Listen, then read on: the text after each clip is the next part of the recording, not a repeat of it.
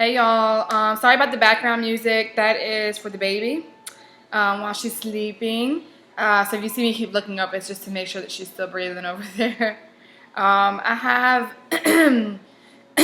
my notepad and my pen ready so that if you guys have ideas and stuff that you want me to show you, I can write that down. I'm literally going to be reading these for the first time as I go through while I'm making the video. So hopefully we won't make it too long, but you guys can get some questions answered. I'm going to answer as many questions as I can right now that you guys have. But if you've already read the ebook, a lot of this information is already in there.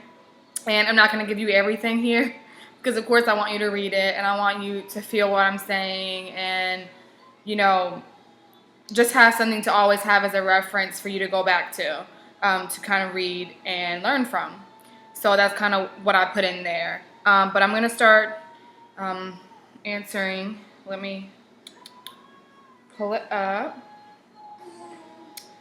Alrighty, so as of right now, I'm just commenting that I'm starting the video. So anything after where I write this, I won't be answering the questions. Sorry.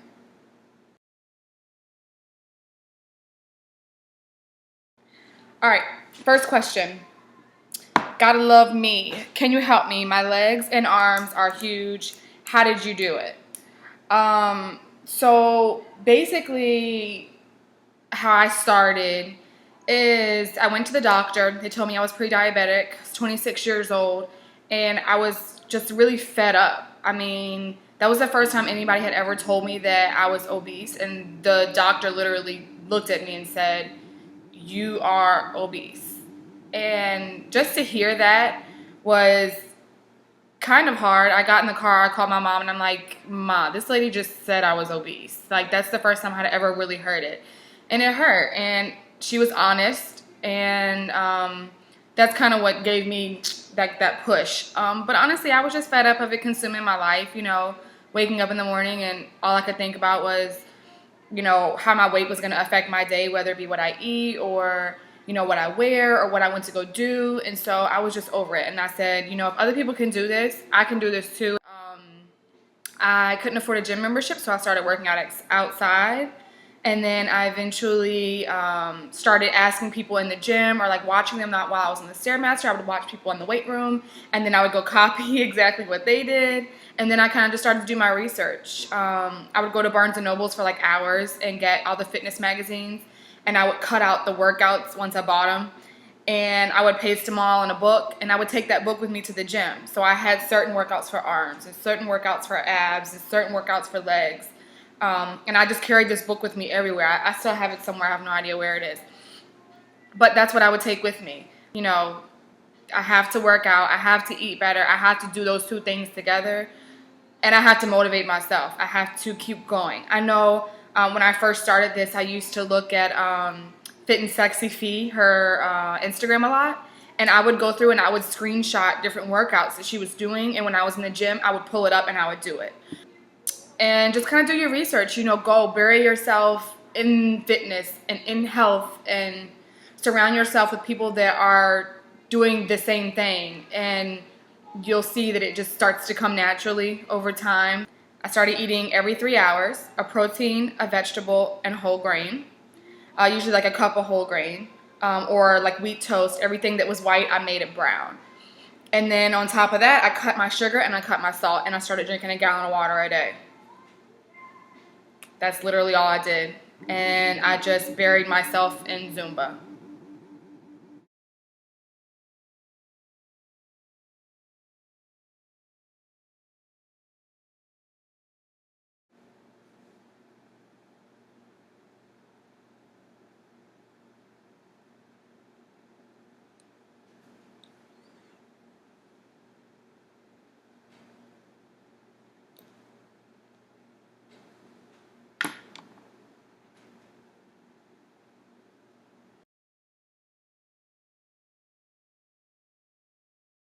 Okay. Next question. My YouTube channel. It's Estelle Archer. It's in my profile. Also, my email is in my profile. I answer that question a lot on Instagram. I have my email. I have my link to my ebooks, and then I also have my YouTube in my Instagram profile at the very top of my page. Love in Paradise asked me legs, arms, stomach, question mark. How did you?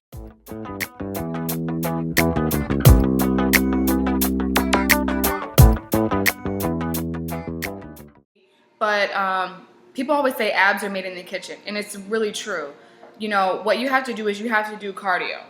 You gotta get in the gym and do some cardio. Once you burn the layers of fat anywhere on your body, your arms, your legs, your stomach, your butt, then you can start to build in specific areas. So literally all I did was Zumba, getting on the treadmill, getting on the Stairmaster, and it started to slowly come off. Now, as I was doing more strength training to try to build that muscle to maintain my weight loss,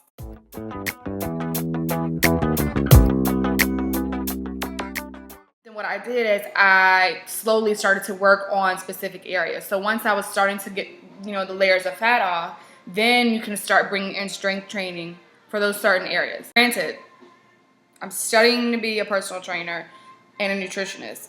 So this is not expert opinion. This is clearly what works for me, and I'm just sharing with you my story. I didn't do abs all day long. I didn't do crunches all day long. I went to the gym, I worked out, I sweat. I came home and I ate good. And that's literally all I did. I don't do abs every day. So that's the stomach question. What is your, Miss Cope wants to know, what is your exact exercise and diet regimen? What exercises did you do to firm your thighs? I'm struggling badly. Also, again, Miss Cope, same thing that I just answered, for the last one. I didn't go and just do lunges all day long in the gym. I did a variety of things because you have to make sure that you keep tricking your body. You have to keep giving it different things, different foods, different workouts, different exercises. You have to kind of switch it up. One thing that I learned from my trainer that I thought was really important is instead of getting on the treadmill and just running straight, for 40 minutes, you need to adjust your speed so that it kind of tricks your body and it gets your body working and wakes it up. So he would have me do sprints, and I would go really, really fast. And then I would take a break for 30 seconds. And then I'd go really, really fast again for 30 seconds and take a break. So those types of things that you have to do, and you kind of learn, the more and more that you kind of research and you talk to people that are in the gym.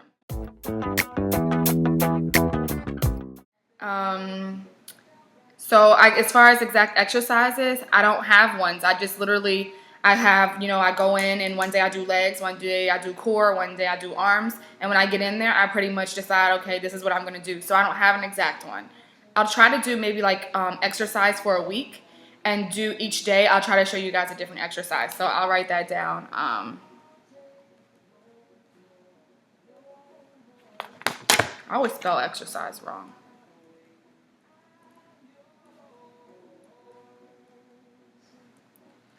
Alrighty. Show them said, have you noticed any difference in your interactions with people, guys or girls, on a daily basis? Do you feel that people treat you differently since your weight loss? I guess I always got attention because men will pretty much whistle at anything walking. So I always got attention. I do notice that it's a different type of attention. People that maybe would not have approached me. Okay, for example, if they're living a healthy lifestyle, they see I'm also living a healthy lifestyle, and so those are the type of people that I attract now. But as far as more or less attention, not really. Going out with my family, they were always, skinnier than me, and, I felt like they were a lot prettier, although I know they'll yell at me for saying that. But honestly, I would literally be in the club in the corner holding everybody's purses while all of them were talking to guys. And I'm like, are you kidding me? So that type of thing. But definitely just the type of people that I attract now are different.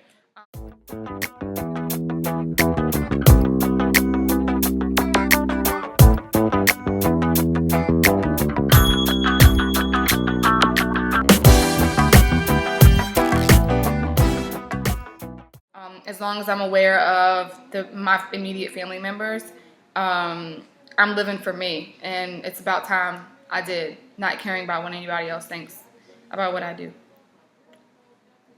Alrighty, so Marion Love 22, how do you stay motivated? Myself. Literally, I wake up in the morning and I know that nobody's going to do it for me, and no one is going to say, Dawn, get out of the bed, go to the gym, put down that slice of pizza. Nobody's going to say that to me because they didn't say that to me before when I was heavier.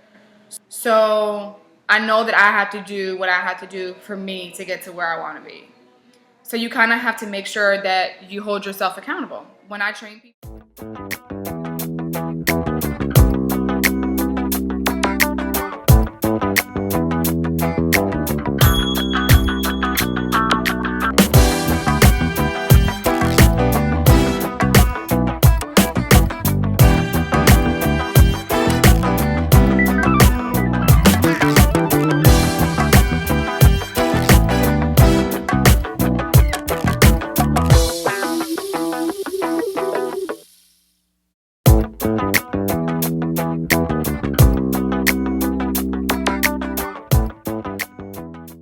that's how I stay motivated, myself, literally. And then scrolling through Instagram and knowing that you guys are looking for support and looking for inspiration, that also keeps me going, 100%. Tawny B, how many pounds or inches did you lose before you started weight training? How did you gauge when to start? So Tawny, I'm not sure an exact point that I got to where I started to measure or weigh. I literally just dove into it and was not concerned with measurements or weighing myself. I knew that I would tell the difference in the way that my clothes fit, and then just the way that I felt overall. When waking up in the morning, if I felt thin, then I was like, hey, we're getting there. So I really didn't weigh myself in the beginning, and I really didn't measure myself. I didn't want to focus on the weight. I just wanted to focus on living healthier.